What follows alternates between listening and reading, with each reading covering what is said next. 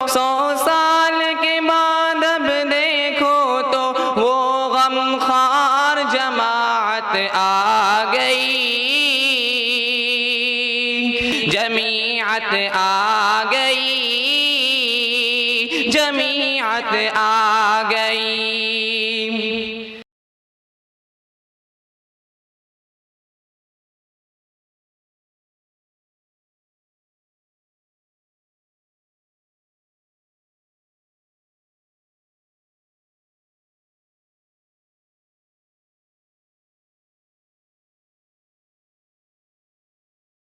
بسم اللہ الرحمن الرحیم۔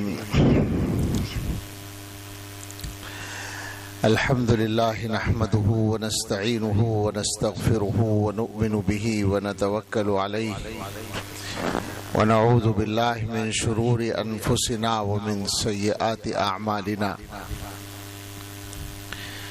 من يهده الله فلا مضل له ومن يضلله فلا هادي له، ونشهد أن لا إله إلا الله وحده لا شريك له، ونشهد أن سيدنا ونبينا ومولانا محمدا عبده ورسوله صلى الله تعالى عليه وعلى آله وأصحابه وبارك وسلم تسليما كثيرا،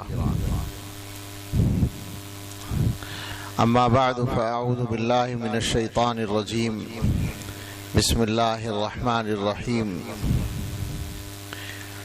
كنتم خير أمة أخرجت للناس تأمرون بالمعروف وتنهون عن المنكر وتؤمنون بالله، صدق الله العظيم۔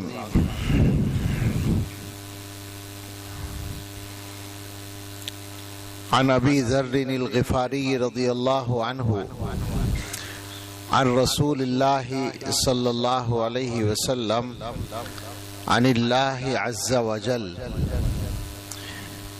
يقول الله: يا عبادي إني حرمت الظلم على نفسي وجعلته بينكم محرما فلا تظالموا، إلى آخر الحديث۔ سبحان ربك رب العزة عما يصفون وسلام على المرسلين والحمد لله رب العالمين۔ اللهم صل على سيدنا محمد وآله وأصحابه وأزواجه وبارك وسلم۔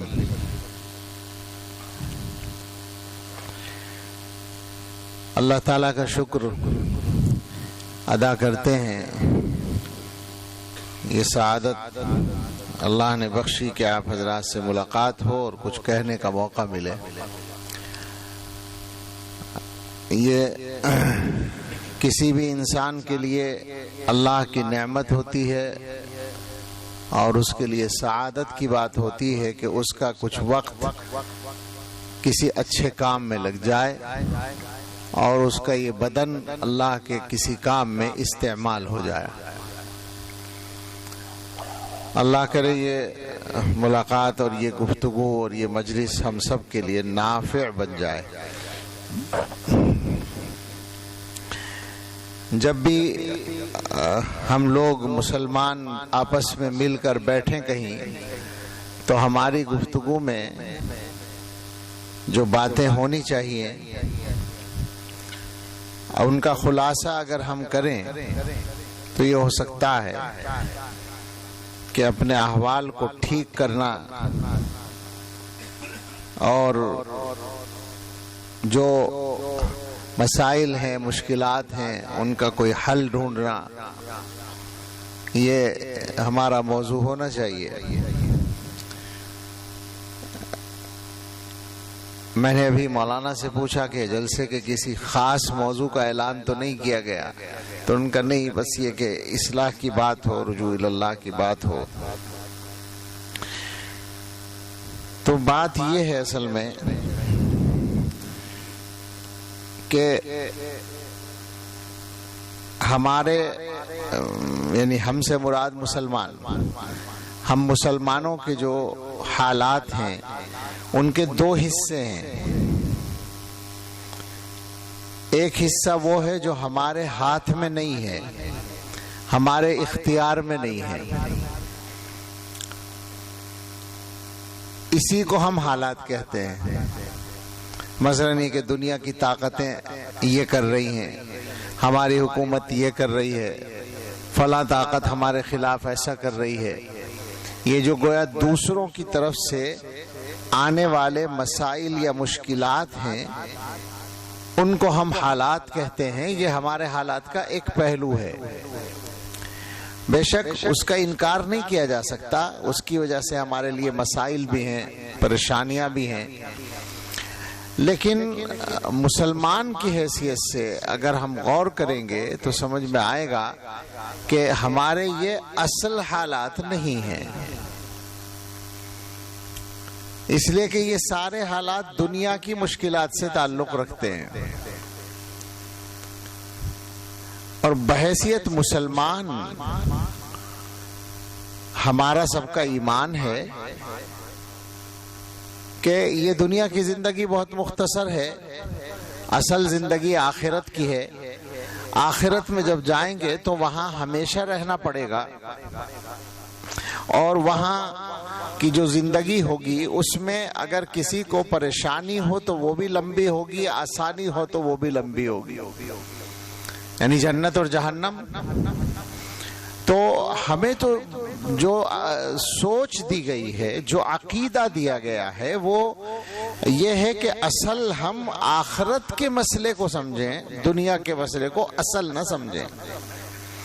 میں یہ نہیں کہنا چاہتا کہ دنیا کے مسائل حل کرنے کے لیے کچھ نہ کریں، بالکل یہ مطلب نہیں ہے، لیکن ہم جو پریشان ہیں میں اس کی بات کر رہا ہوں کہ ہماری فکر کا جو اصل موضوع ہے وہ آخرت ہونی چاہیے.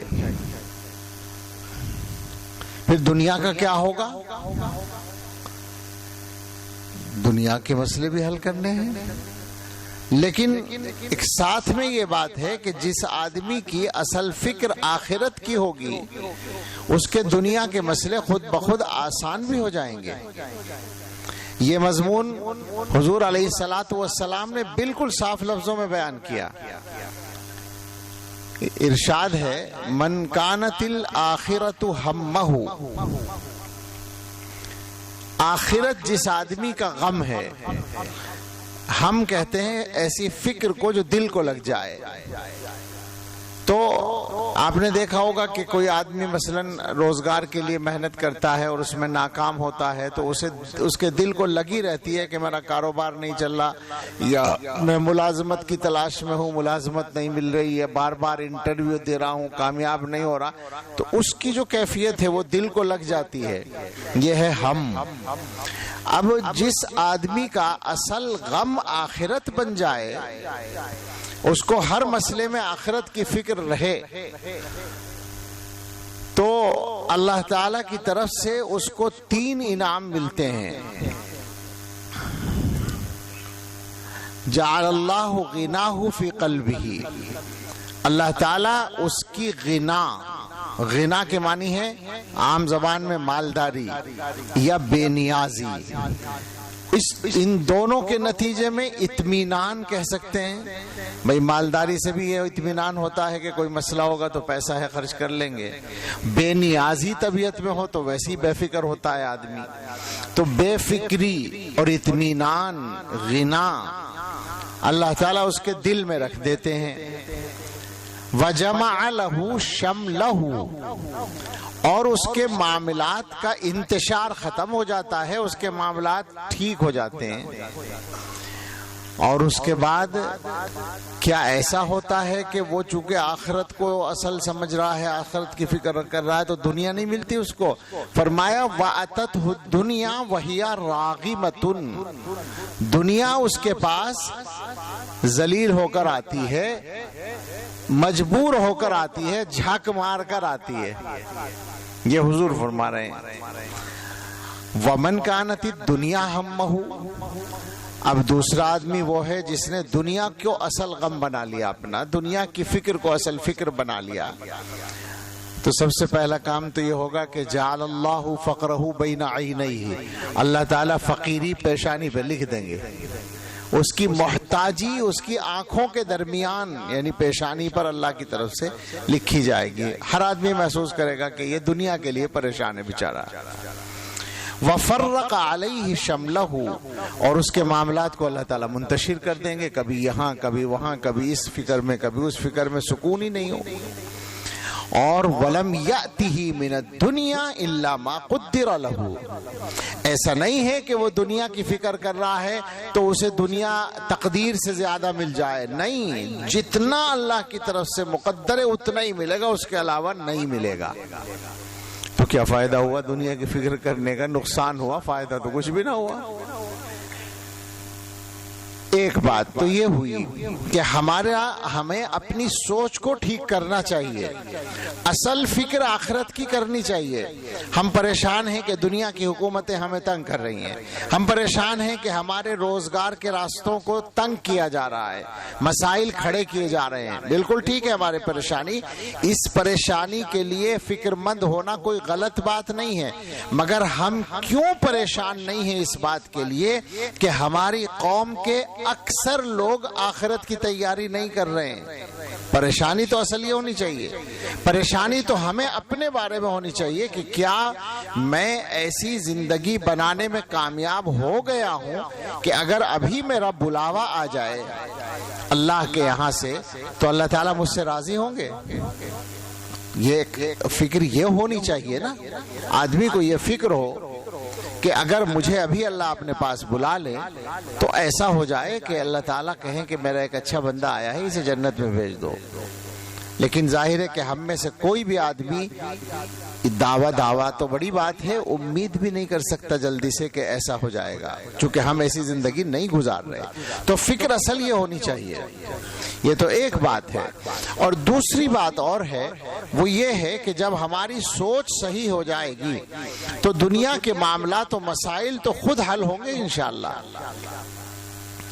ہم تو یہ سمجھتے ہیں، صاف بات ہے بالکل، کہ ہمارا اصل مسئلہ وہ نہیں ہے جو دوسروں کے ہاتھ میں ہے۔ میں نے شروع میں کہا کہ حالات کے دو پہلو ہیں، ایک وہ حالات ہیں جو دوسروں کی طرف سے ہیں، وہ دوسروں کے ہاتھ میں ہے، تو کیا اللہ تعالیٰ نے ہماری تقدیر دوسروں کے ہاتھ میں دے دی؟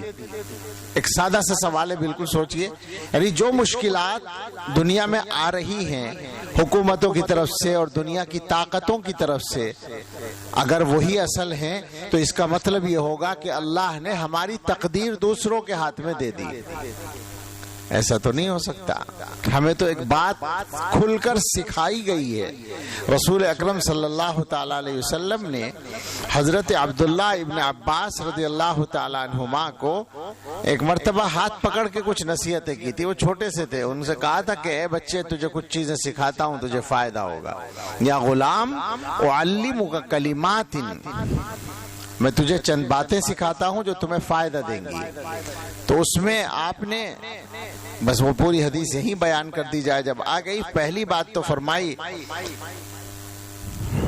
احفظ اللہ یحفظک، اللہ کو یاد کرو، اللہ کے نام کی حفاظت کرو، اللہ تمہاری حفاظت کرے گا۔ سیدھا سیدھا ہے بالکل۔ دوسرا جملہ فرمایا احفظ اللہ تجدہ تجاہک، اللہ کو یا اللہ کے احکام کو محفوظ رکھو، اللہ کے احکام کا دھیان رکھو، اللہ کو اپنے سامنے پاؤ گے، جب ضرورت ہوگی اللہ سامنے۔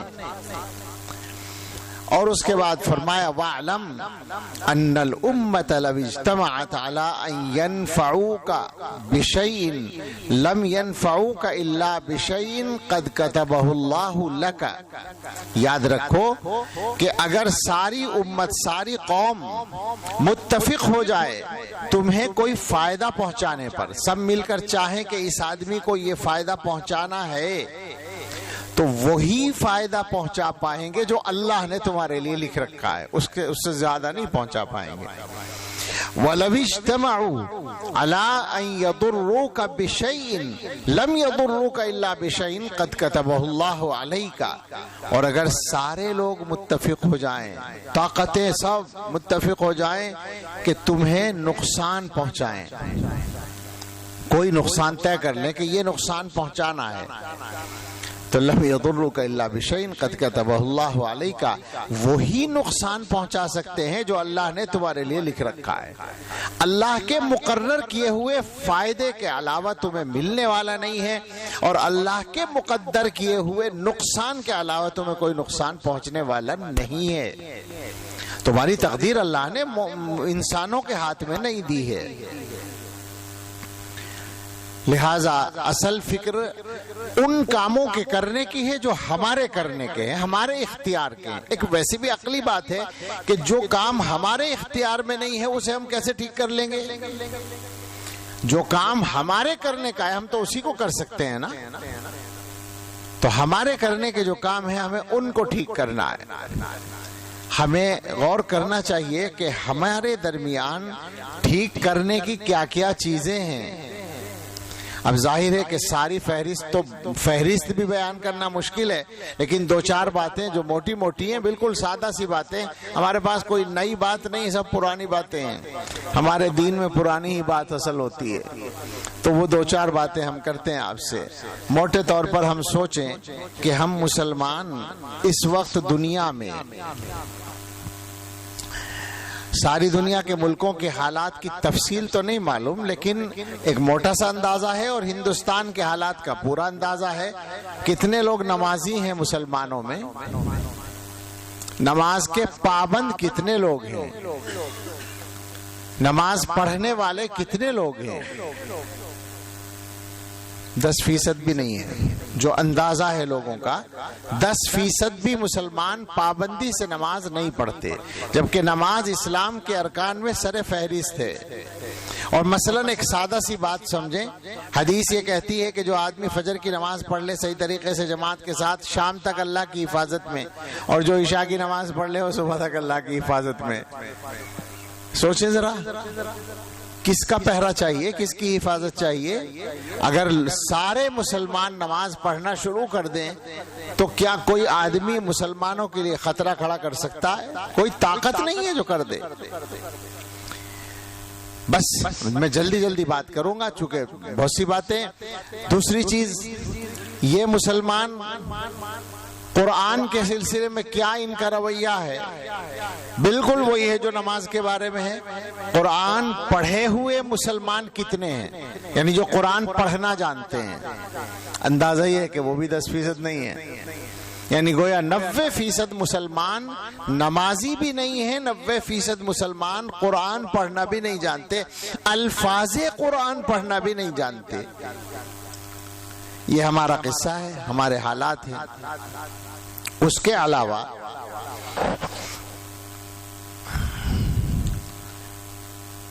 اس وقت ہندوستان میں جو معلومات ہماری ہیں ان کی روشنی میں نشہ مسلمانوں میں غیروں سے زیادہ ہے آبادی کے اعتبار سے۔ فیصد اگر لگایا جائے گا تو مسلمانوں میں نشہ زیادہ ہے پورے ملک میں۔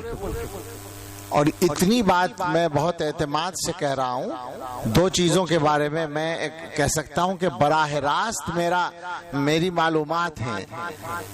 اندازہ ہوگا آپ کو، میں پورے ہندوستان میں جگہ جگہ جاتا ہوں، سال میں سینکڑوں جگہ جانا ہوتا ہے۔ کئی سال ہو گئے ہیں، 5 6 7 سال۔ جہاں جانا ہوتا ہے ایک سوال میں کر لیتا ہوں عام طور پر، اور وہ اس کا جواب پہلے سے معلوم ہے، اس کے خلاف کہیں نہیں ملتا۔ ایک تو یہ نشہ، کوئی جگہ نہیں ملی ابھی تک جہاں نشہ نہ ہو، اور کوئی جگہ نہیں ملی جہاں کے مسلمان سودی قرضے میں مبتلا نہ ہوں۔ اگر احمد آباد والے بچے ہوئے ہوں تو خوشخبری سنا دیں، کوئی جگہ نہیں ملی۔ اور یہ میں سرسری بات نہیں کہہ رہا، یہ بات کہنا آسان نہیں ہے۔ میں کشمیر سے کیرلا تک کی بات کہتا ہوں، یعنی کشمیر میں جا کر بھی پوچھا ہے۔ کشمیر جیسا علاقہ ہمارا، اس میں یہ صورتحال ہے کہ سودی قرضہ بھی ہے اور نشہ بدترین سطح پر پہنچا ہوا ہے، لڑکوں اور لڑکیوں سب میں۔ اور پھر ادھر سے چلتے چلتے آپ آ جائیں پنجاب میں اور یو پی میں اور دلی میں اور پھر میوات اور راجستھان اور گجرات اور اس کے بعد مہاراشٹر اور کرناٹک اور کیرلا اور تمل ناڈو، وہ ریاستیں جو جہاں مسلمان خوشحال سمجھے جاتے ہیں، میں وہاں کی بات بھی آپ سے کر رہا ہوں، سودی قرضے میں دبے پڑے ہیں، نشے میں مبتلا ہیں، اور اس کے بعد پھر تلنگانہ اور آندھرا اور اڑیسہ اور بہار اور بنگال اور آسام، تریپورہ، پورے ملک کوئی نہیں بچا ہوا، کوئی جگہ نہیں جہاں میں گیا ہوں مجھے تو نہیں ملی اب تک کوئی جگہ۔ اور سودی قرضے کا یہ عالم ہے کہ پہلے سودی قرضہ ہوتا تھا کاروبار کے لیے، بڑا کاروبار کسی کو کرنا ہے تو وہ لون لیتا تھا، یا گاڑی واڑی خریدنے کے لیے لون چلتا تھا، یا کسان لوگ وہ کیا کہتے ہیں اس کو، کرشی لون، وہ کچھ چیزوں کے لیے لیا کرتے تھے۔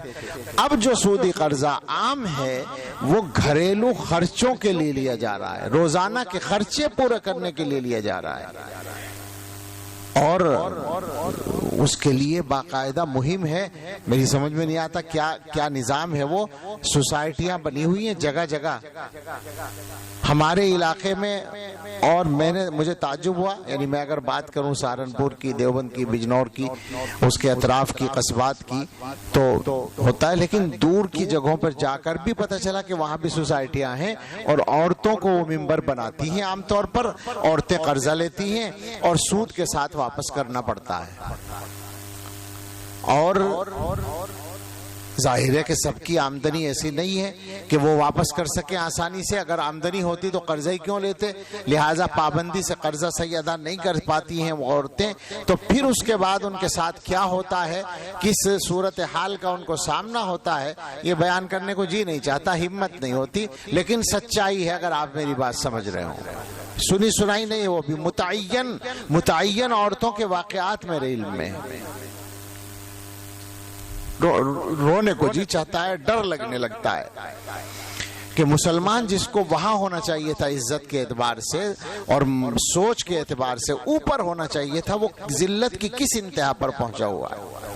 یہی حال نشے کا ہے، اسکولوں میں، کالجوں میں، یونیورسٹیوں میں نشہ پھیلایا جا رہا ہے بری طرح سے۔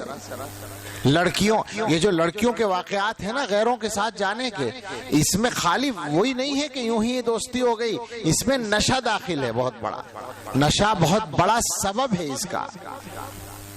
میں بتایا کرتا ہوں کہ مجھے کسی لڑکی نے میسج کیا دوسرے ایک صوبے سے، یو پی سے باہر، اور اس نے یہ کہا کہ آپ لوگ بڑے بڑے شہروں میں جا کے تقریریں کرتے ہیں، ہمارے علاقے کو بھی آ کر دیکھیے، ہمارے یہاں بہت برا حال ہے، نشہ بہت پھیل گیا ہے۔ اور اس نے یہ کہا مجبور ہو کر، ظاہر ہے کہ آسانی سے نہیں کہہ سکتا کوئی، اس نے لکھا کہ میری بہن کو نشے کی عادت ہو گئی ہے اور اس کی وجہ سے ایک لڑکے سے اس کے غلط تعلقات ہیں۔ بہن کے بارے میں آسان نہیں ہے کہنا، میں اس کو کیا جواب دیتا، میں نہیں جواب دے پایا، اس کو خاموش ہو گیا میں، لیکن اگر جواب دیتا تو کیا ہوتا میرے پاس جواب، میں یہ کہتا کہ بھئی یہ تیرے ہی صوبے کا مسئلہ نہیں، یہ ہر صوبے کا مسئلہ ہے، یہ ہر جگہ ہو رہا ہے، یہ صورتحال ہے مسلمانوں کی۔ اور اس کو اگر آپ ذرا اور گہرائی میں جا کر دیکھیں تو اس میں بہت بڑا دخل ہے بے روزگاری کا، روزگار نہ ہونے کا یا روزگار صحیح نہ ہونے کا۔ اب ہو سکتا ہے کہ کچھ لوگ سمجھیں کہ صاحب یہ بے روزگاری تو مسلمانوں پر مسلط کی گئی ہے، یہ نہیں کہا جا سکتا۔ پھر میں واپس لاؤں گا وہ بات کہ تقدیر تو اللہ نے دوسروں کے ہاتھ میں نہیں دی ہے، ٹھیک ہے، ملازمت کے مواقع، سرکاری سروس کے مواقع ہمارے لیے تنگ کیے گئے ہیں، ٹھیک ہے، معلوم ہے، لیکن محنت کرنے اور کمانے سے کسی نے نہیں روکا ہے۔ محنت کر کے روزگار ہم آج بھی دنیا میں کما سکتے ہیں، تو کیا ایمانداری سے یہ بات کہی جا سکتی ہے کہ ہم مسلمان جو صحیح اور ضروری محنت ہے روزگار کے لیے وہ کرتے ہیں، جو کرتے ہیں وہ کامیاب ہیں، ان کا کام ٹھیک چل رہا ہے؟ جو پریشان ہیں ان میں کچھ لوگ ہیں جو واقعی محنت کرنے کے باوجود پریشان ہیں، وہ اللہ کی تقدیر ہے ان کے ساتھ، لیکن اکثر لوگ وہ ہیں جو ضروری محنت نہیں کر رہے ہیں۔ مجھے تو واقعی مطلب سمجھ میں نہیں آتا کہ بات تو اپنی ہی کرنی ہے، دوسروں کی بات کیا کر سکتے ہیں۔ سوچتا ہوں کبھی کبھی کہ بعض لوگ سوچتے ہوں گے کہ یہ اپنی برائیاں کرتا رہتا ہے اپنے لوگوں کی، لیکن کیا کریں، ٹھیک کرنے کے لیے تو یہی کرنا پڑے گا نا۔ تو میں سوچتا ہوں کہ مسلمانوں کا اس وقت عجیب حال یہ ہے کہ دنیا کے کام بھی اپنے ٹھیک کرنے کی صلاحیت شاید نہیں رہی۔ دنیا کے کام یعنی دین تو ہے ہی کمزور ہمارا، ہم یہ سمجھتے ہیں، یاد رکھیے گا کہ مسلمان کا دین کمزور ہوتا ہے تو دنیا بھی کمزور ہو جاتی ہے۔ اس وقت جو صورتحال ہے وہ یہی ہے۔ صحیح سے پیسہ کمانا بھی ہم لوگ نہیں جان رہے ہیں۔ یعنی میں چند مثالیں دوں، آپ سمجھ جائیں گے۔ تجارت ہے، کیا مسلمان تجارت کرنا جانتے ہیں؟ چھوٹی چھوٹی تجارت کی بات میں کر رہا ہوں، بڑی چھوڑیے، چھوٹی تجارت، دکان کرنا جانتے ہیں؟ تجربہ کر لیں آپ، ہے تجربہ آپ کو کہ دکانوں پر جا کر کیا رویہ آپ کو ملتا ہے؟ سامان کی کوالٹی کے اعتبار سے، گاہک کے ساتھ برتاؤ کرنے کے اعتبار سے، اخلاق اور اس کی جو رعایت ہے گاہک کی اس کے اعتبار سے، یا سیدھی سادھی بات ہے سچ بولنے میں، وعدہ پورا کرنے میں، سامان کی کوالٹی صحیح رکھنے میں، کس چیز میں ہم لوگ کام ٹھیک کر رہے ہیں؟ اور ایک بات میں کہتا ہوں کہ بہت سے کام کرتے ہیں سیکھے بغیر کرتے ہیں، کام سیکھتے نہیں اور کام کرنا شروع کر دیتے ہیں، لہذا ناکام ہو جاتے ہیں۔ نہیں ہوتا ایسا؟ بڑی تعداد میں یہی ملے گا آپ کو۔ اور ایک مثال اور لیجئے، اور تعجب ہوگا، بہت سے لوگوں نے سنا بھی شاید نہ ہو، زمین جائیداد بیچنے کا مسئلہ، یہ آج کل میں بہت سناتا ہوں۔ جو ہمارے مطلب کسان لوگ ہیں، جنگل کی زمین جن کے پاس ہے، وہاں زیادہ ہوتا ہے یہ کہ آدمی اپنی زمین بیچتا ہے۔ مثلا باپ کا انتقال ہو گیا اور اب کچھ زمین تھوڑی ہے، بھائیوں میں تقسیم ہو رہی ہے، 2-3 بیگھے آ رہی ہے حصے میں، تو وہ کہتے ہیں چلو اس کو بیچ دو اور پیسہ تقسیم کر لو۔ تو اکثر و بیشتر کیا ہوتا ہے کہ زمین بیچ دیتے ہیں اور اس کے بعد وہ پیسہ جو حصے میں آتا ہے تو زیادہ تر بے وقوف تو شادی میں لگا دیتے ہیں اس کو، یعنی گویا آگ لگا دیتے ہیں پیسے میں، اور ان سے کچھ زیادہ عقل مند ہوتے ہیں تو مکان میں لگا دیتے ہیں، مکان بنا لیتے ہیں، چونکہ پہلے سے مکان بھی ٹھیک نہیں ہوتا، یا بڑا تیر مارتے ہیں تو وہ تھوڑے سے پیسے بچا کر دکان کر لیتے ہیں۔ میں مذاق نہیں اڑا رہا ہوں، سچی بات ہے، دل روتا ہے یہ باتیں کرتے ہوئے۔ اب دکان کا کیا ہوتا ہے، زمین کی قیمت میں سے 5 لاکھ یا 10 لاکھ بچائے اور دکان کر لی، اور 2 سال میں دکان ختم، پیسے بھی ختم۔ اکثر ایسا ہوتا ہے۔ کیوں ہوتا ہے؟ وہ جو میں نے کہا، کام سیکھ کر نہیں کرتے۔ دوستوں سے مشورہ کیا کہ بھائی کچھ پیسے بچائے ہیں میں نے، اب کچھ کاروبار کرنا ہے، کیا کریں؟ اب دوستوں نے کہا کہ ایسا کرو، فلاں جگہ کپڑے کی دکان بہت اچھی چل رہی ہے، تم کپڑے کی دکان کر لو۔ بندے خدا کو یہ نہیں پتا کہ کپڑا کٹتا کیسے ہے، کپڑے کی پہچان کیا ہوتی ہے، کپڑا خریدا کیسے جاتا ہے، کپڑا بیچا کیسے جاتا ہے، کچھ نہیں پتا، کپڑے کی دکان کر کے بیٹھ گیا، تو کیا ہوگا نتیجہ؟ بیکار، وہ سب ختم ہو جاتا ہے پیسہ۔ اب سنیں، یہ تمہید تھی اصل میں، مجھے یہ کہنا تھا کہ ہمارے دین میں ہر مسئلے میں جو رہنمائی کی گئی ہے اس پہ مسلمان کیوں متوجہ نہیں ہے؟ عجیب و غریب بات یہ ہے کہ یہ حال مسلمانوں کا ہے، یعنی اس قوم کا جس کے پیغمبر علیہ الصلاۃ والسلام نے دنیا کے کام بھی سکھائے ہیں انسانوں کو، مسلمانوں کو۔ یہی سنیں وہ حدیث جس کا میں حوالہ دے رہا تھا کہ اکثر لوگوں نے نہیں سنی ہوگی، بیان نہیں ہوتی عام طور پر، مشکاہ شریف میں موجود ہے، من باع ارضا او عقارا قمن اللہ یبارک له فیہ ان لم یجعلہ فی مثلہ۔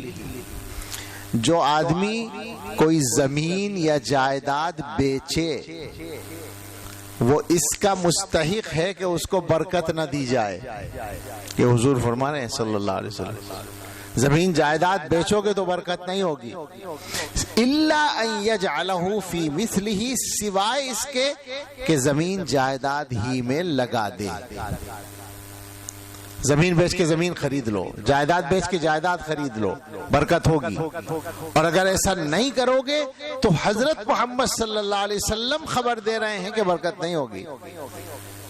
اب آپ غور کریں کہ مسلمانوں میں کیا ہوتا ہے، وہ زمین بیچتے ہیں اور کھو دیتے ہیں، اس کو ختم کر دیتے ہیں۔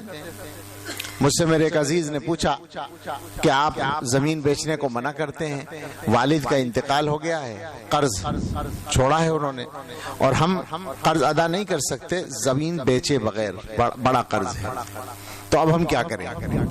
تو میں نے کہا کہ یہ بتاؤ کہ زمین اگر بیچو گے ساری زمین تو قرض ادا کرنے کے بعد کچھ بچے گا؟ تو انہوں نے کہا کہ آدھی زمین بیچ کر قرض ادا ہو جائے گا، آدھی زمین بیچ کے قرضہ ادا ہو جائے گا، اتنا ہے، آدھی بچ جائے گی۔ تو میں نے ان سے کہا کہ تم پوری بیچ دو،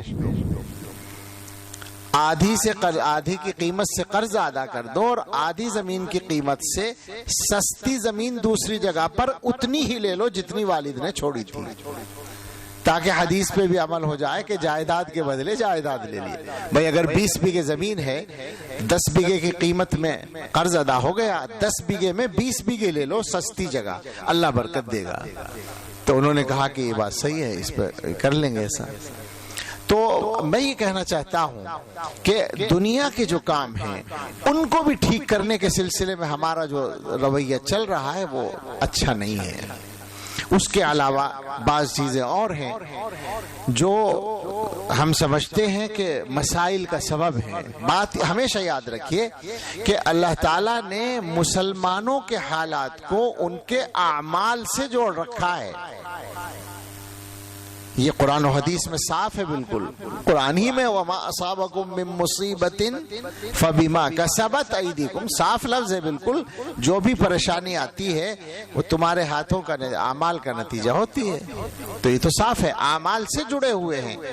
اب ایک چیز کی طرف میں توجہ دلانا چاہتا ہوں، میں نے ایک حدیث خطبے کے ساتھ پڑھی ہے، ایک ٹکڑا پڑھا ہے، پوری حدیث میں بیان کروں گا بھی، تو اس میں شروع میں وہی مضمون ہے۔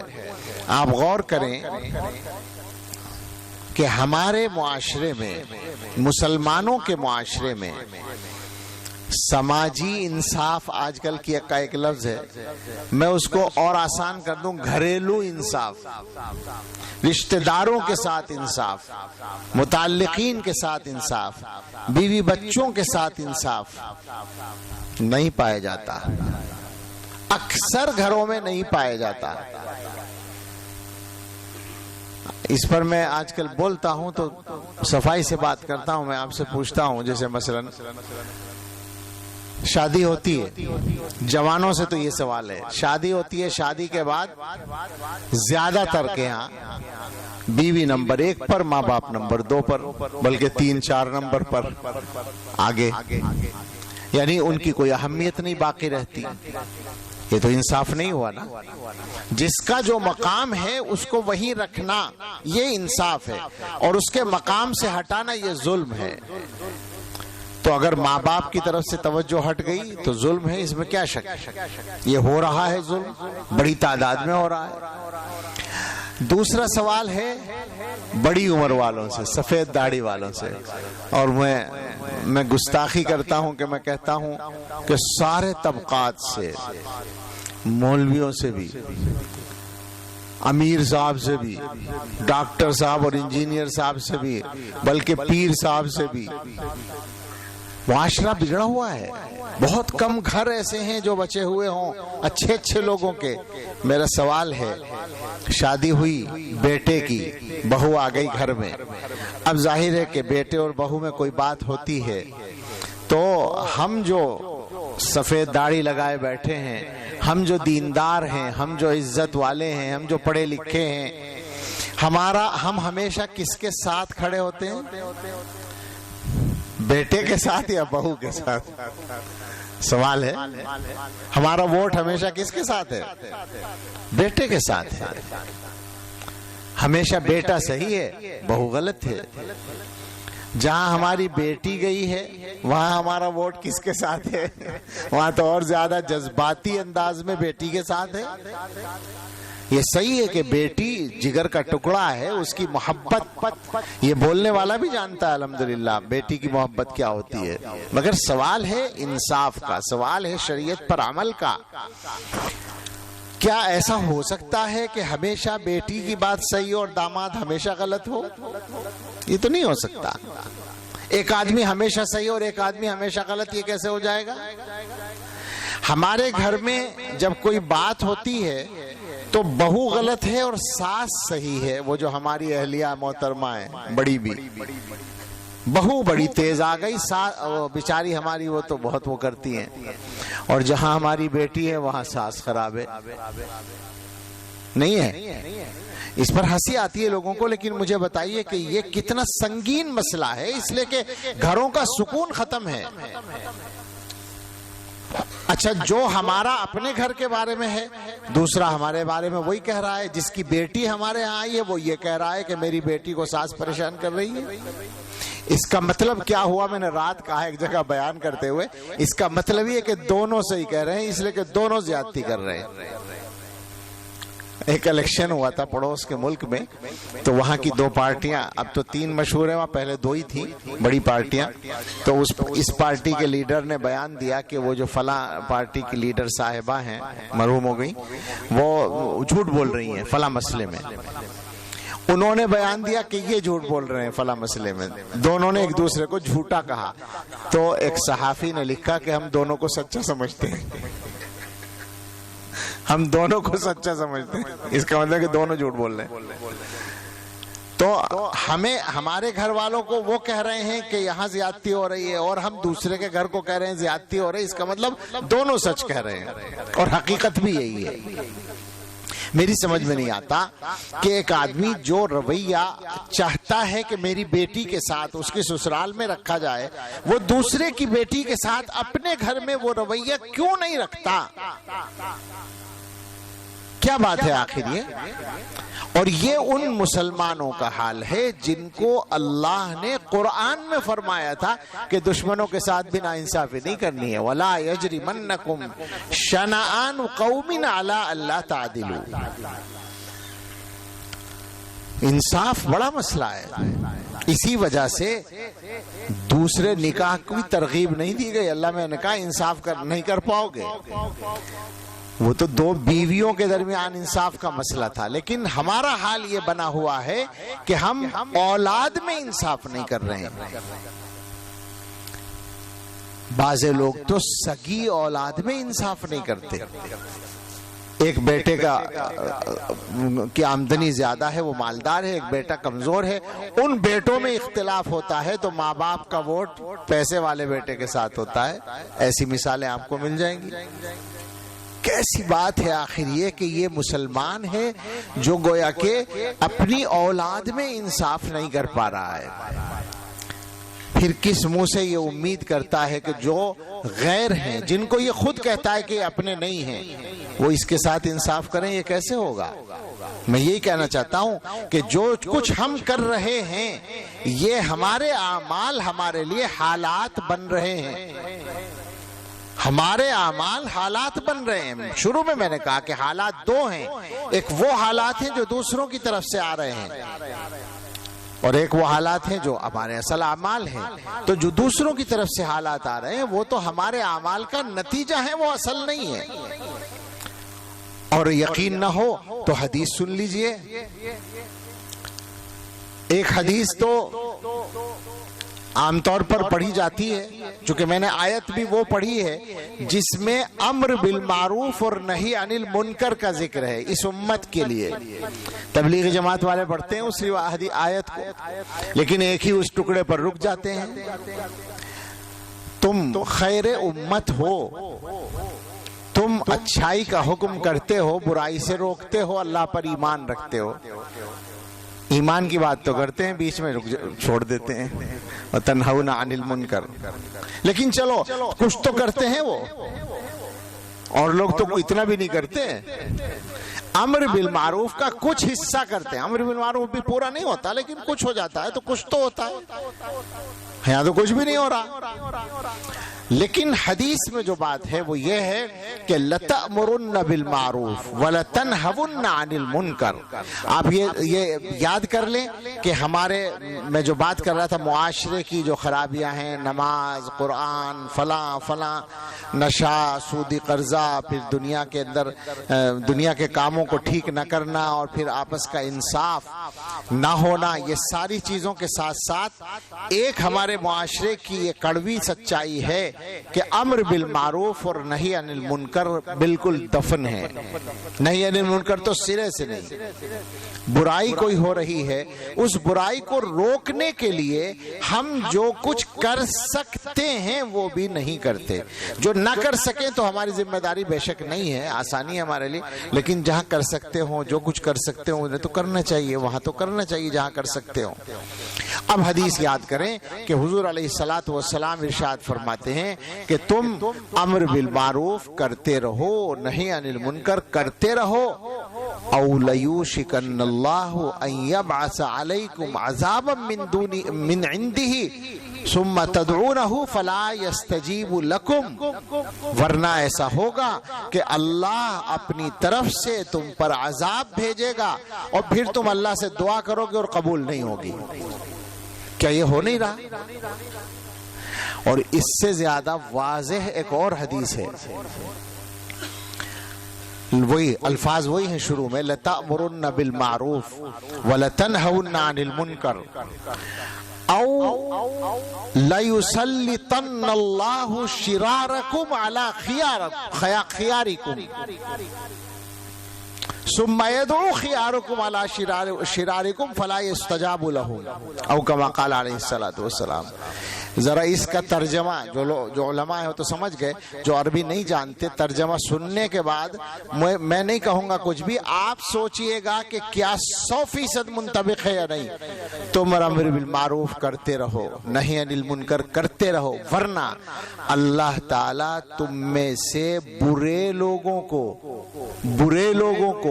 اچھے لوگوں پر مسلط کر دیں گے. پھر یہ اچھے لوگ برے لوگوں کے لیے بد دعا کریں گے تو قبول نہیں ہوگی. بتاؤ سچائی کیا ہے اس وقت میں؟ صرف اپنے ملک کی بات میں نہیں کر رہا ہوں، میں تو مسلم ملکوں کو بھی سامنے رکھ کر بات کر رہا ہوں کہ کیا بدترین لوگ بہترین لوگوں پر حاکم نہیں ہیں، اور کیا بہترین لوگ دعائیں نہیں کر رہے ہیں؟ کسی کی ہو رہی ہے قبول؟ یعنی حدیث خود کہہ رہی کہ یہ اچھے لوگ ہوں گے، خیار ہوں گے، مگر دعا قبول نہیں ہوگی. کیوں نہیں ہوگی؟ اس لیے کہ وہ ذمہ داری جو اللہ تعالیٰ نے مقرر کی تھی وہ ادا نہیں ہو رہی ہے. امر بالمعروف نہیں ہو رہا، نہی عن المنکر نہیں ہو رہی. جہاں ذمہ داری جس کی بنتی ہے، جتنی جس کی ہمت ہے، جتنی جس کی طاقت ہے، اور جو اس کا طریقہ ہے، یہ مطلب نہیں کہ لٹھ مارنا ہے، ذلیل کرنا ہے.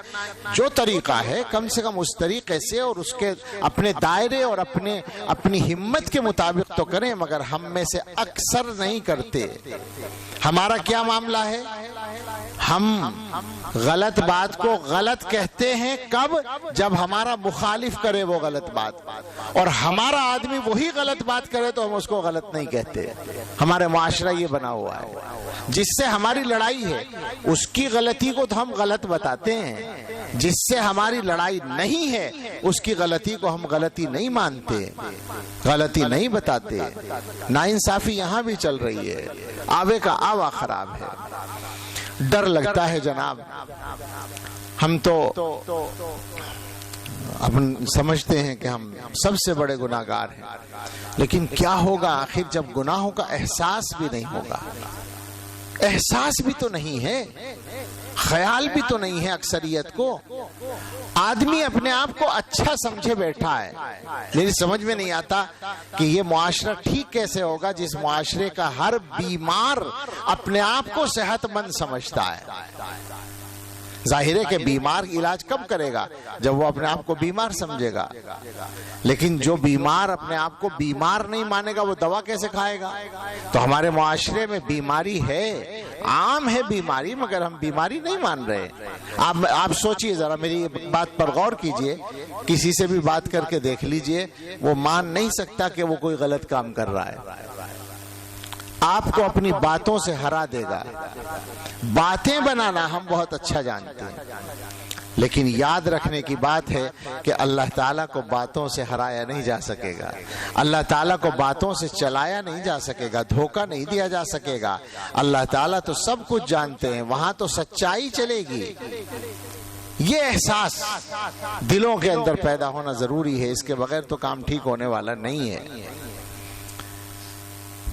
نہ جانے ہم کس طرح سوچتے ہیں، کبھی کبھی یہ بھی خیال آتا ہے کہ مسلمان یہ سوچتے ہیں کہ چونکہ ہم مسلمان ہیں تو ہمارے حالات ٹھیک کرنا تو اللہ میاں کا کام ہے، اللہ میاں کریں گے۔ سوچتے ہیں نا اس طرح بھی، اللہ کی مدد کیوں نہیں آتی؟ یہ بہت سے لوگ تو کہہ بھی دیتے ہیں کہ اللہ کی مدد کیوں نہیں آ رہی۔ اچھا، بہت سے لوگ یہ سمجھ رہے ہیں کہ وہاں پریشانی ہوئی تھی وہاں مدد آئی ہے۔ میں تو تفصیل میں نہیں جانا چاہتا، اس لیے چھیڑ نہیں رہا ہوں۔ بھئی ہمارے یہاں پریشانی ہوئی فلسطین میں تو اب ادھر مدد آئی ہے اللہ کی، ہو سکتا ہے، اس کا انکار نہیں، یہ ہو سکتا ہے، اللہ تعالیٰ کی شان ہے، اللہ تعالیٰ اپنی پکڑ کہیں بھی بھیج سکتے ہیں، لیکن اس پہ خوش ہونے کا موقع نہیں ہے۔ ایک تو یہ بات ہے کہ کسی کی بھی پریشانی پر خوش نہیں ہونا ہے، دوسری بات یہ ہے کہ ہم خود کتنے مبتلا ہیں مصیبتوں میں، تو اس کو بھی اللہ کی پکڑ مانو۔ پھر بہرحال وہ ٹھیک ہے، یہ بھی صحیح ہے کہ وہاں کچھ لوگ ایسے بھی تھے جو مظلوموں کی مصیبت پر خوش ہو رہے تھے، ان کے لیے عبرت کی بات ہے، بالکل عبرت کی بات ہے، اس میں کوئی شک نہیں ہے۔ اور اصل کیا ہے، وہاں کی بات جب آ گئی تو میں قرآن کی ایک رہنمائی کی طرف اشارہ کر دوں۔ اصل کیا ہے، اپنے آپ کو بندوں کو خدا نہیں سمجھنا چاہیے۔ انما مثل الحیات الدنیا، ایک آیت سناتا ہوں اس کا ترجمہ، انما مثل الحیات الدنیا کما ان انزلناہ من السماء، دنیا کی زندگی کی مثال ایسی ہے جیسے آسمان سے ہم نے بارش برسائی، فاختلط به نبات الارض مما یاکل الناس والانعام، اس کے اندر پھر نباتات اگیں، لوگوں کی غذا بھی اور جانوروں کی غذا بھی، حتی اذا اخذت الارض زخرفها وزینت، یہاں تک کہ زمین میں رونق آ گئی، وہ خوبصورت ہو گئی، وظن اہلها انہم قادرون علیہا، اور زمین والوں نے یہ سمجھا کہ وہ اس پر قدرت رکھتے ہیں، قابو رکھتے ہیں، یہ ہے وہ جملہ۔ انہوں نے اپنے آپ کو خدا سمجھ لیا، انہوں نے سمجھ لیا ہمارے ہاتھ میں ہے۔ اتاہا امرنا لیلا او نہارا فجعلناها حصیدا کأن لم یغن بالامس، کأن لم تغن بالامس، وہ سمجھنے لگے کہ قادر ہیں، اس پر قابو یافتہ ہیں، ہمارا حکم آ گیا رات میں یا دن میں، کبھی بھی آ سکتا ہے۔ ہم نے اس کو کٹی ہوئی کھیتی کی طرح ایسا بنا دیا جیسے وہ کبھی کل آباد ہی نہیں تھی، جو منظر ہے وہ دیکھ لیں ایسا لگتا ہے جیسے کوئی آبادی نہیں تھی۔ کذالک نفصل الآیات لقوم یتفکرون، ہم اسی طرح نشانیوں کو کھولتے ہیں سوچنے والوں کے لیے۔ تو یہ ٹھیک ہے، ان کے سوچنے کی بات ہے، مگر ہمارے جو سوچنے کا مسئلہ ہے وہ اپنی جگہ ہے۔ ہمارا منہ نہیں ہے یہ کہنے کا کہ ہمارے لیے اللہ کی مدد کیوں نہیں آتی۔ دو وجہ سے، ایک تو اس لیے کہ ہم اس لائق ہیں نہیں، دوسرے اس وجہ سے کہ اللہ کی ذات بے نیاز ہے، ہم محتاج ہیں۔ ایسا نہیں ہے کہ ہم نے اللہ کا کلمہ پڑھ لیا تو کوئی اللہ میاں پہ احسان کر دیا ہم نے۔ سچی بات یہ ہے، مجھے تو کبھی کبھی تکلف ہے جب کہیں جاتے ہیں اور لوگ بڑا شکریہ کے الفاظ بولتے ہیں کہ حضرت تشریف لائے اور احسان اور فلاں اور فلاں، تو میں کہہ بھی دیتا ہوں بہت مرتبہ کہ بابا ہمارا آپ پر کوئی احسان نہیں ہے اور آپ کا بھی ہم پر نہیں ہے، دونوں پر اللہ کا احسان ہے، اللہ بے نیاز ہے، اللہ کو ضرورت نہیں ہے ہماری۔ اسی مضمون کو حدیث میں بیان کیا گیا، جو حدیث میں نے شروع کی تھی اس کا ترجمہ کرتا ہوں اور پھر بات ختم کرتا ہوں۔ حضرت ابو ذر غفاری رضی اللہ تعالیٰ عنہ کی روایت ہے، وہ رسول اللہ صلی اللہ تعالیٰ علیہ وسلم سے نقل کرتے ہیں اور حضور علیہ السلام اللہ تعالیٰ سے نقل کرتے ہیں۔ حضور صلی اللہ علیہ وسلم تو سب کچھ اللہ ہی سے نقل کرتے ہیں،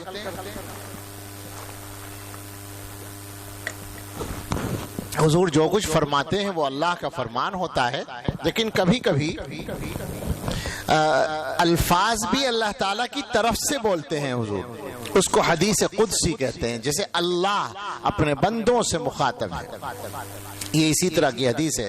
اللہ تعالیٰ فرماتے ہیں یا عبادی، اے میرے بندو، انی حرمت الظلم علی نفسی وجعلتہ بینکم محرما فلا تظالموا۔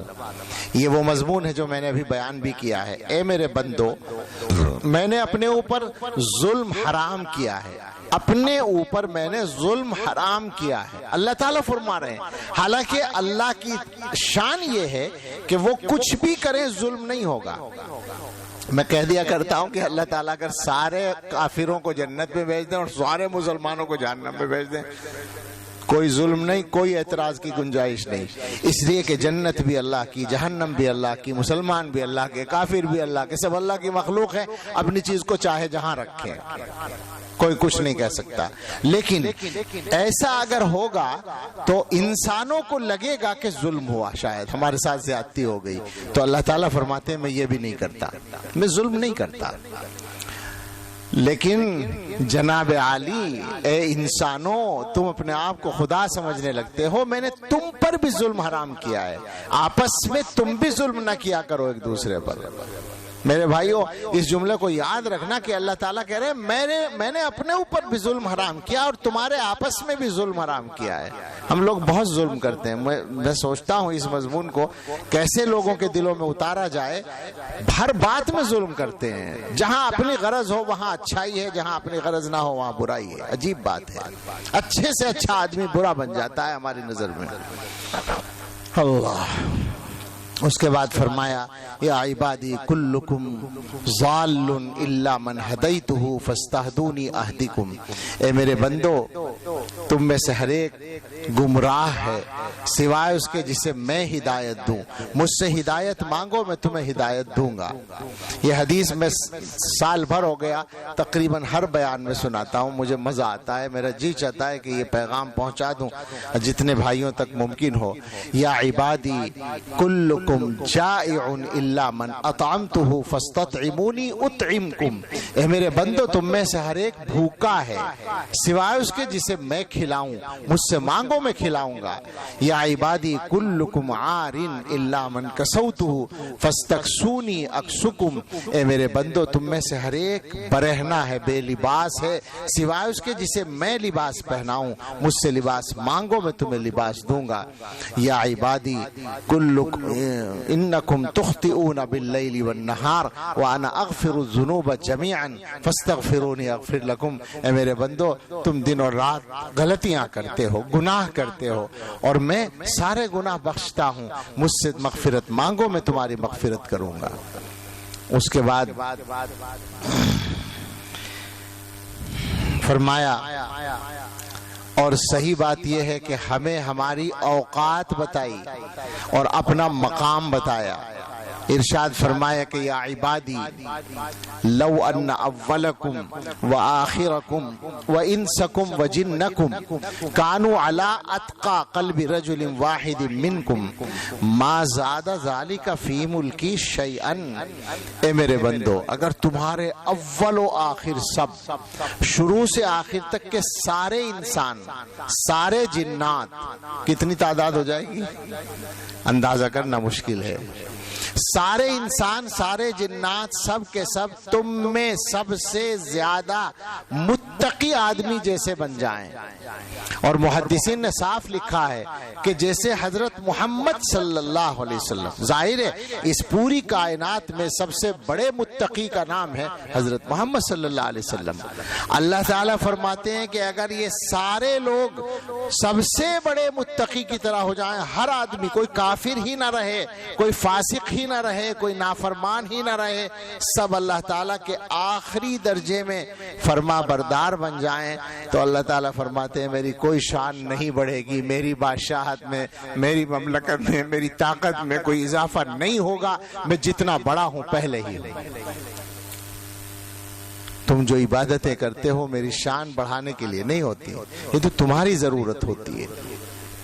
اور آگے فرمایا اگر یہ سارے کے سارے سب وَلَوْ أَنَّ أَوَّلَكُمْ وَآخِرَكُمْ وَإِنسَكُمْ وَجِنَّكُمْ سارے انسان سارے جنات اول سے آخر تک سب کانو علی افجر قلب رجل منکم تم میں سے جو سب سے بڑا نافرمان ہے اس کی طرح بن جائیں، اور بالکل صاف محدثین نے لکھا ابلیس بن جائیں، شیطان، اس سے بڑا نافرمان کی کیا مثال ہوگی، شیطان بن جائیں سب کے سب۔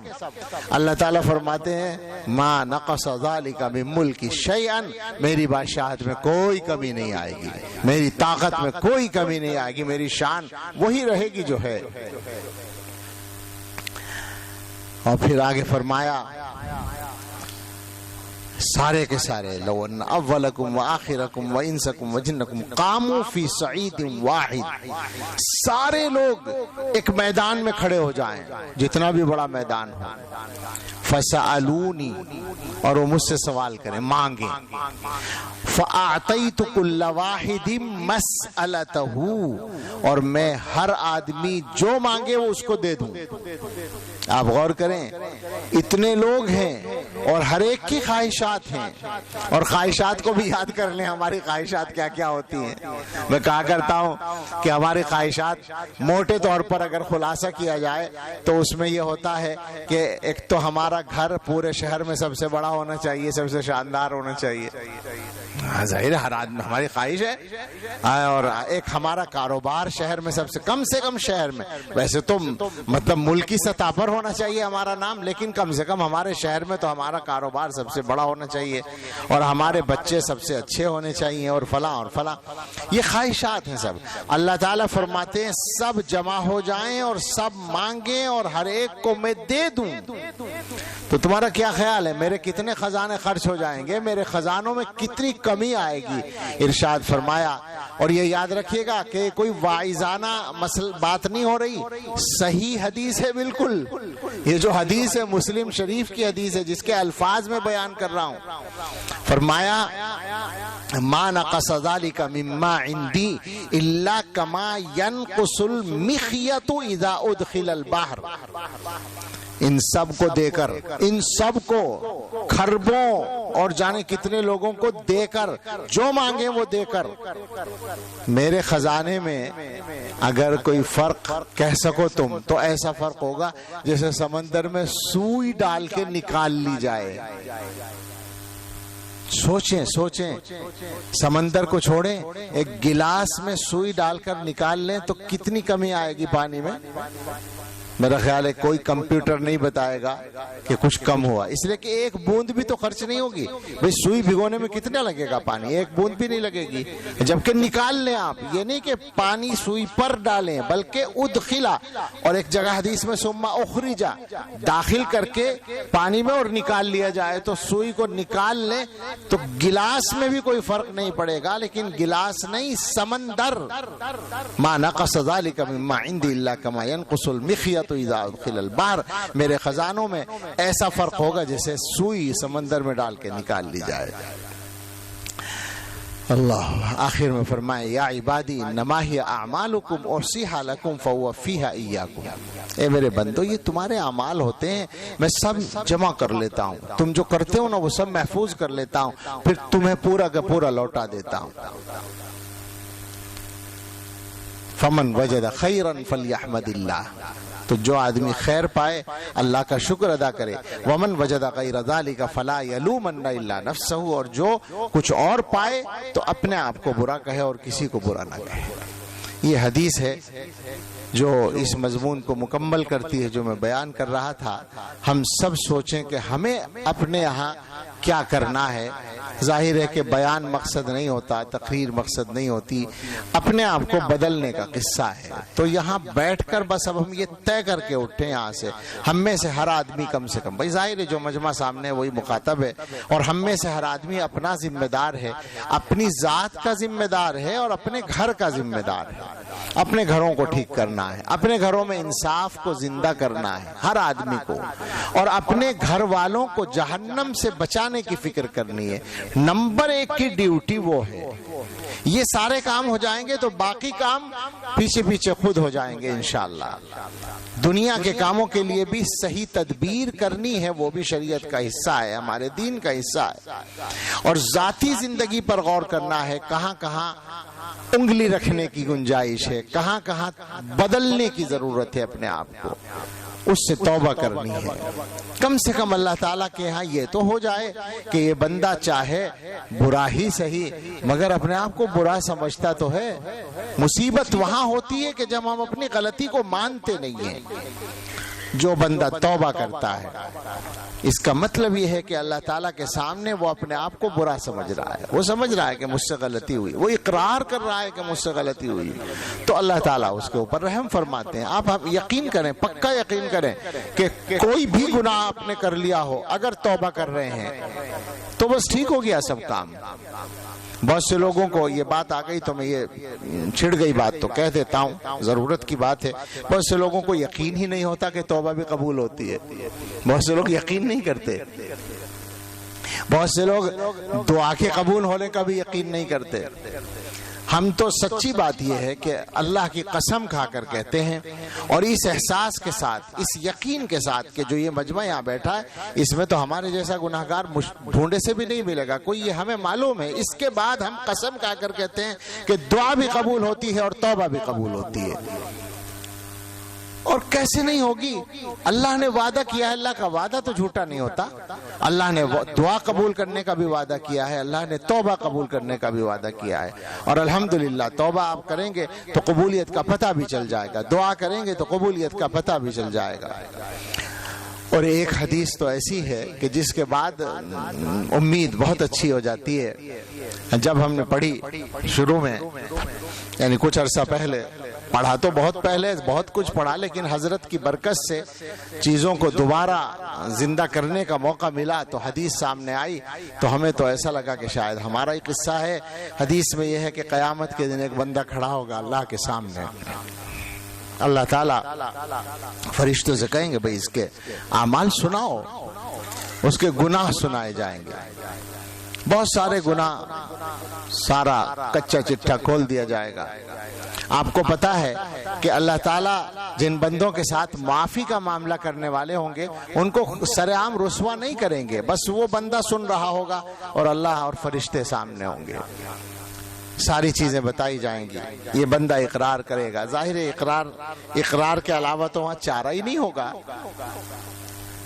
اب سارا نامہ سنا کر فرشتے چپ ہو جائیں گے تو یہ بندہ کہے گا اللہ تعالیٰ یہ سب باتیں صحیح ہیں، یہ سارے گناہ میرے ہیں، میں مانتا ہوں، لیکن ایک چیز کا ذکر نہیں آیا.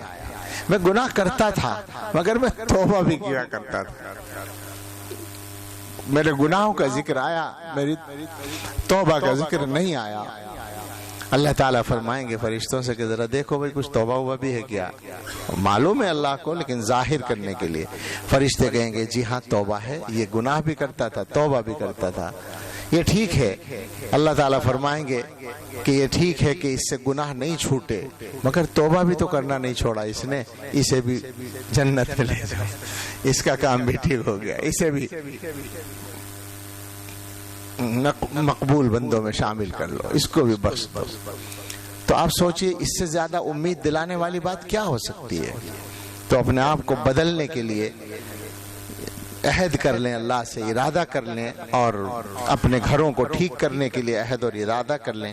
اللہ ہمیں توفیق دے، اللہ ہمارے لیے آسان فرمائے، اور اللہ ہمارے ان احباب کو جن حضرات نے ہمیں بات کرنے اور سننے کا موقع دیا اور انتظام کیا ہماری طرف سے، اللہ اپنے شائع نشان جزائے خیر عطا فرمائے. آمین. وآخر دعوانا ان الحمدللہ رب العالمین. دعا کر لیں، دعا کر لیجئے.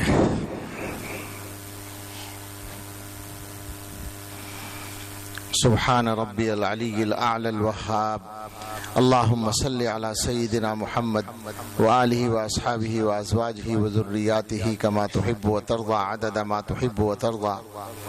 اللهم صل على سيدنا محمد وعلى آل سيدنا محمد كلما ذكره الذاكرون وكلما غفل عن ذكره الغافلون.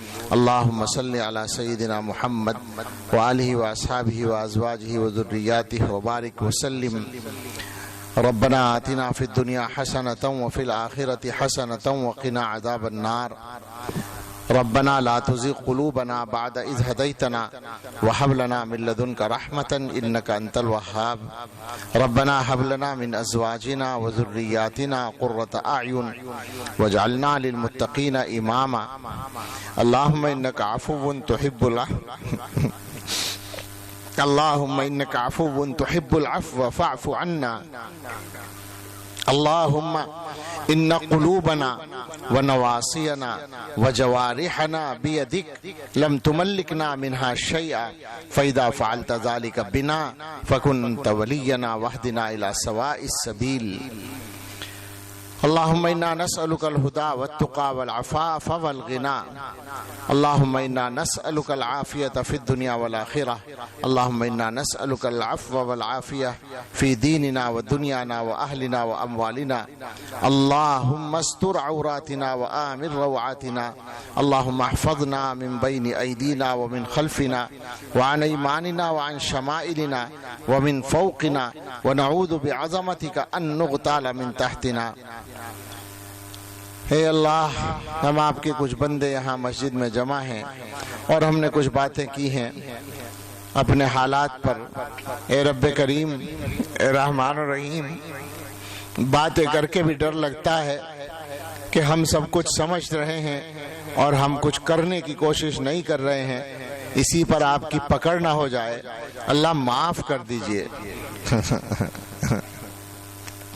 اللہ، ہمیں معلوم ہے کہ ہم معافی کے لائق نہیں ہیں، ہمارے جرم اتنے ہیں، ہمارے گناہ اتنے ہیں، ہم معافی کے لائق نہیں ہیں، مگر اللہ آپ کی عادت معاف کرنے کی ہے، یہ ہمیں معلوم ہے. اور اگر کوئی معافی مانگے تو پھر تو آپ ضرور معاف کر ہی دیتے ہیں. اللہ، آپ معاف کر دیں گے ہمارا کام بن جائے گا، آپ معاف نہیں کریں گے ہمارا بیڑا غرق ہو جائے گا. اے اللہ، آپ کو، ہمیں یہ بھی معلوم ہے آپ کو اپنے بندوں کی ضرورت نہیں ہے، مگر آپ کو اپنے بندوں سے محبت ضرور ہے.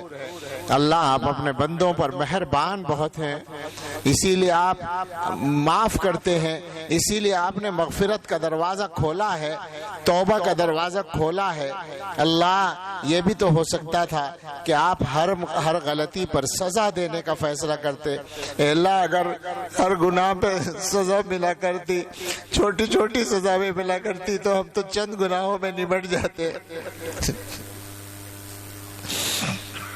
اللہ، آپ نے یہ عادت بنا رکھی ہے کہ آپ زیادہ تر گناہوں کو معاف کر دیتے ہیں. قرآن میں ہے وَيَعْفُو عَنْ كَثِيرٍ، اور اللہ جو توبہ کر لیں تو سارے گناہوں کو معاف کر دیتے ہیں. اللہ، یہ آپ کا بندوں کے ساتھ معاملہ ہے. اللہ، ہم اپنے لیے، اپنے گھر والوں کے لیے اور ساری امت کے لیے معافی مانگتے ہیں. اللہ، معاف کر دیجئے. اللہ، غلطیاں معاف کر دیجئے. اللہ، آپ سے مانگتے ہیں، آپ کے علاوہ کس سے مانگ سکتے ہیں؟ ہمارا کام تو آپ ہی سے مانگ کے چلتا ہے. اللہ، ہر قدم پہ آپ سے مانگنے کی ضرورت ہے. آپ بے مانگے سے بہت کچھ دیتے ہیں. اللہ، آپ سے معافی مانگ رہے ہیں، وہ بھی عطا فرما دیجئے. سچی توبہ عطا فرما دیجئے. اس پورے مجمع کے دل پر رحمت کی نظر ڈال دیجئے اور ہمارے دلوں کو بدل دیجئے. اللہ، منور کر دیجئے. اللہ، اے رب کریم، اے رحمان الرحیم، ہمارے جتنے احباب یہاں جمع ہیں، اللہ، ان سب کے اپنے کچھ کام بھی تھے، مگر یہ گناہگار کی باتیں سننے کے لیے آئے. اللہ، یہ ان کا آنا صرف آپ ہی کے لیے تھا. امید یہی ہے. اللہ، آپ کی امید پر کہتے ہیں کہ یہ آپ ہی کے لیے آئے. دنیا کی کوئی چیز یہاں ملنے والی نہیں تھی، پھر بھی آئے. اللہ، اس آنے کو ہم سب کے لیے نافع بنا دیجئے، مقبول بنا دیجئے. اللہ، ہمارے لیے اور ہمارے گھروں کے لیے بہتر تبدیلی کا ذریعہ بنا دیجئے. اے اللہ، جسمانی اور روحانی بیماریوں سے شفا دے دیجئے. ہم میں، ہمارے گھر والوں میں، متعلقین میں جو بیمار ہیں، اللہ سب کو صحت کاملہ عطا فرما دیجئے اور علاج آسان فرما دیجئے۔ ہمارے حضرت اور ہمارے اساتذہ اور مشائخ، علماء اور احباب اور رشتہ دار، بہت سے لوگ جو بھی ہیں، اللہ سبھی کو صحت عافیت کے ساتھ رکھیے، ان کا سایہ قائم رکھیے۔ اس مجلس میں بھی ہمارے بہت سے احباب، بہت سے محبت کرنے والے ہمارے بزرگ، اللہ سبھی کو صحت عافیت کے ساتھ رکھیے اور جزائے خیر عطا فرمائیے۔ اے اللہ، جو ہم میں سے مقروض ہیں، قرضوں کے بوجھ میں دبے ہوئے ہیں، اے رب کریم ہم سب کو قرضوں سے سبکدوش فرما دیجئے۔ اللہ، جو بے گھر ہیں انہیں اچھے گھر دے دیجئے، جو بے روزگار ہیں انہیں بابرکت حلال روزگار دے دیجئے، جو مقدموں میں الجھے ہوئے ہیں ان کو ان سے بری کر دیجئے۔ اے اللہ، جو بے اولاد ہیں انہیں اچھی اولاد عطا فرما دیجئے، جنہیں بیٹوں کی تمنا ہے انہیں اچھے بیٹے دے دیجئے، جن کی اولاد میں کوئی بگاڑ ہے اللہ اس کو ٹھیک کر دیجئے۔ ہم سب کو ہماری اولادوں کی طرف سے خوشیاں عطا فرمائیے۔ اے اللہ، راضی ہو جائیے، اس امت سے راضی ہو جائیے۔ اے اللہ، اس امت سے راضی ہو جائیے اور حالات کو بدل دیجئے۔ اللہ، معلوم ہے ہمیں کہ ہم کسی کام کے نہیں ہیں، لیکن اے رب کریم ڈرتے ڈرتے یہ بات کہتے ہیں، بلکہ آپ کے شکر کے لیے ہی کہتے ہیں کہ اللہ ہم آپ کا کلمہ پڑھنے والے ہیں۔ اللہ،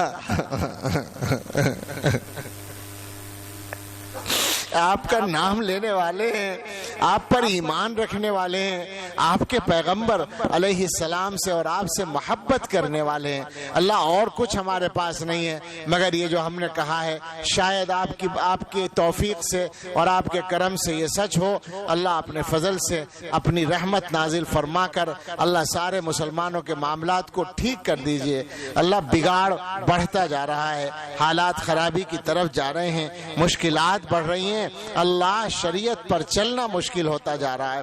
اے اللہ، ہم آپ کے سامنے ہاتھ پھیلا کر بھیک مانگتے ہیں۔ اللہ، یہ کہتے ہیں ہم کہ ہم اتنے مضبوط نہیں ہیں کہ مشکلات میں استقامت اختیار کر سکیں۔ اللہ، آسانیاں دے دیجئے۔ اللہ، شریعت پہ چلنا آسان فرما دیجئے۔ اے اللہ، اہل ایمان دنیا کے جس خطے میں بھی بستے ہیں، اللہ اپنا خاص فضل ان کے شامل حال فرما دیجئے اور ہر صاحب ایمان کے ایمان کی، جان کی، مال کی، عزت و آبرو کی، گھر بار، آل اولاد، کاروبار کی حفاظت فرمائیے۔ اے اللہ، ہمارے ملک میں بھی امن و امان عطا فرمائیے۔ اللہ، اس ملک میں امن و امان قائم رکھیے اور اہل ایمان کو سربلندی کی زندگی عطا فرمائیے۔ اے اللہ، جہاں جہاں مشکلات ہیں اہل ایمان کے ساتھ اللہ ان مشکلات کو حل فرمائیے، ہم سب کی حفاظت فرمائیے، ہم سب کے دلوں کی اچھی تمنائیں پوری فرمائیے۔ اے اللہ، اس مجمع میں جس شخص کے دل میں بھی کوئی تمنا ہے یا کسی کے سامنے کوئی کام ہے، اللہ اپنے فضل سے ہمارے کام آسان فرمائیے، ہماری تمنائیں پوری فرمائیے، ہماری دعائیں قبول فرمائیے۔ اے اللہ، دین کے تمام کاموں کی حفاظت فرمائیے۔ اللہ، تمام مدرسوں کی، تمام مسجدوں کی، تمام معتبر خانقاہوں کی، دعوت و تبلیغ کے کام کی اور دین کے ہر صحیح کام کی اور دین کے تمام خدام کی اور تعاون کرنے والے لوگوں کی، سب کی اللہ حفاظت فرمائیے۔ اے اللہ، اپنی خاص مدد اور رحمت نازل فرما دیجئے۔ اے اللہ، اس شہر پر اور اس مجمع پر، ہم سب کے گھروں پر اور ہمارے دلوں پر اپنی خاص رحمت کی نظر ڈال دیجئے۔ اللہ، یہ ہم سب کے لیے اور پوری امت کے لیے آنے والے وقت کو گزرے وقت سے بہتر بنا دیجئے اور سب سے بہتر ہمارے آخری وقت کو بنا دیجئے۔ ربنا تقبل منا انک انت السمیع العلیم وتب علینا انک انت التواب الرحیم وصلی اللہ علی سیدنا محمد وآلہ واصحابہ اجمعین برحمتک یا ارحم الراحمین۔